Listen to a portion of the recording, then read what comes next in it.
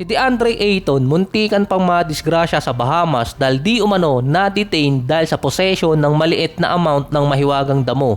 Lumalabas sa investigasyon na hindi naman kay Ayton yung damong nakita kundi sa mga kasama niya. Kumapit sa bag ni Ayton papuntang airport.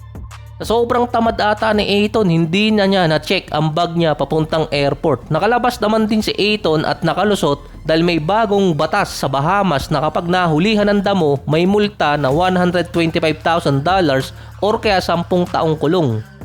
So nakadepende kasi yung penalty na yun kung gaano kabigat at kadami yung mahuhuli. Parang familiar din yung sitwasyon ni Ayton kasi allowed naman sa ibang area sa Bahamas ang paggamit ng mahiwagang damo kung for medical purposes. Merong injury si Ayton sa tuhod, sumasakit daw.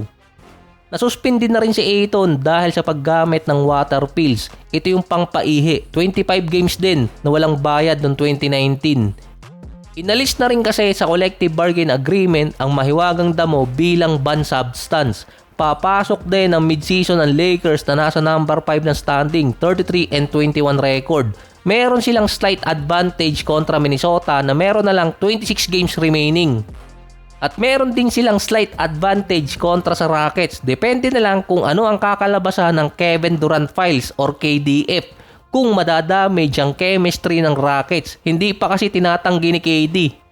Hindi pa nga nakakaisang taon si Kevin Durant, mukhang matitrade na naman pagdating ng off-season. Kaya siguro si KD hindi nag-GGF or asawa dahil mahuhuli agad. Hindi kasi marunong mag-switch ng account. Major issue pa sa Lakers ang kanilang defense dahil ang number 1 center nila na si Ayton, kung sa Dota, ML or HOK baka naman lumalabas na feeder si Ayton. Sa height niyang 7 feet na merong 7'6 wingspan, kaya niya makipagsabayan kay Wemby kung sa sukat lang. Kung based naman sa stats sa 30 minutes ni Ayton, nakakascore ang kalaban ng 59% sa field kung siya ang primary na babantay sa ilalim. Siya yung center ng Lakers na central problem din. Number 23 ang Lakers sa defense at number 20 sa points allowed. Sila yung team na may pinakamababang defense in the paint. Base pa sa mga insider, gusto kasi ni Ayton na hindi lang maging rim protector kundi maging scorer. Andun kasi yung pera or malaking kontrata, lalo na kapag scorer ka na may konting defense. Nag-a-average si Ayton ng 13 points, 8 rebounds, 1 block, 67% mula sa field na mukhang much better gamitin ng Lakers si Jackson Hayes. Bukod sa hindi tinatamad, mas tanggap niya yung role. 7 points, 4 rebounds, 77% mula sa field sa loob ng 17 minutes. Kung sa stats, mas better si Ayton, pero intangibles, mas malaking better si Jackson Hayes. Walang reklamo yun eh. Hindi rin sakit ng ulo ng team itong si Jackson Hayes. Malaking bagay siya lalo na kay Luka. So ito yung nababasa ko lang kung bakit mas nilalagay ni Redick si Ayton kumpara kay Jackson Hayes pagdating sa starting unit sa center position. Isang specific reason doon, wala na sila makukuha ang sentro bukod na lang kung merong mabuyout.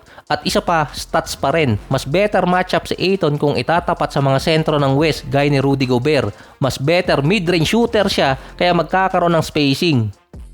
Mas mabigat din si Ayton kaya kayang-kaya niyang banggain yung ibang mga big man ng kabilang team.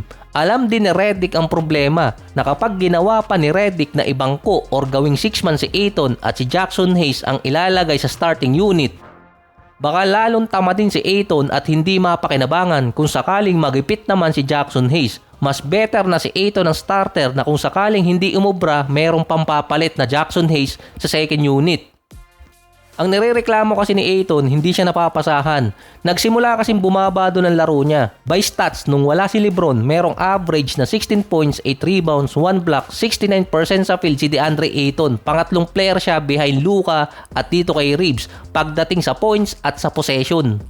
Nasa 11 attempts per game nun si Ayton. Nang bumalik naman si LeBron, hindi naman bigla ang bumaba ang stats ni Ayton. Pero pagbalik niya, unti-unting bumababa ang possession ni Ayton nun kasi kasama pa si Reeves. Meron na lang siyang 11 points, 8 rebounds, 1 block, 66%, 5 out of 8. Si Austin Reeves at si Luka may combine na at least 40 attempts per game. Nasa pang 50 attempts yung kay Ayton dahil sa 11 per game niya. Before bumalik si LeBron, nang nawala naman si Reeves, may total pa rin na almost 40 attempts ang Lakers behind LeBron at Luka. na merong 50% shooting. Nang bumalik si Reeves, silang tatlo nagkaroon ng 54 attempts per game na nasa 50% shooting pa rin. High volume scoring yung Lakers. Pero kung stats pa ang pagbabasihan, mas naapektuhan pa si Hachimura kumpara kay Ayton. Dahil si Rui mula 16 points, 3 rebounds, 1 assist, 57 and 50%. Sa first 13 games niya na walang Lebron, bumaba siya ng 10 points, 4 rebounds, 47 and 42. Bumaba din kasi ang possession ni Rui Hachimura, pero bumabawi naman siya sa defense. Dahil sa problema ng Lakers sa sentro at sa defense, pangwalo sila na may pinakamahirap na remaining games. Parang mas mahirap pa nga yung natitirang laban ng Lakers kumpara sa ibang teams. Andyan yung Clippers, Boston, Orlando at gaya pa ng Suns. Sa 28 games na remaining ng Lakers, 11 games doon ang makakatapat nila nasa top 6. Yung iba pa doon, majority na makakatapat nila top 7 or hanggang top 10.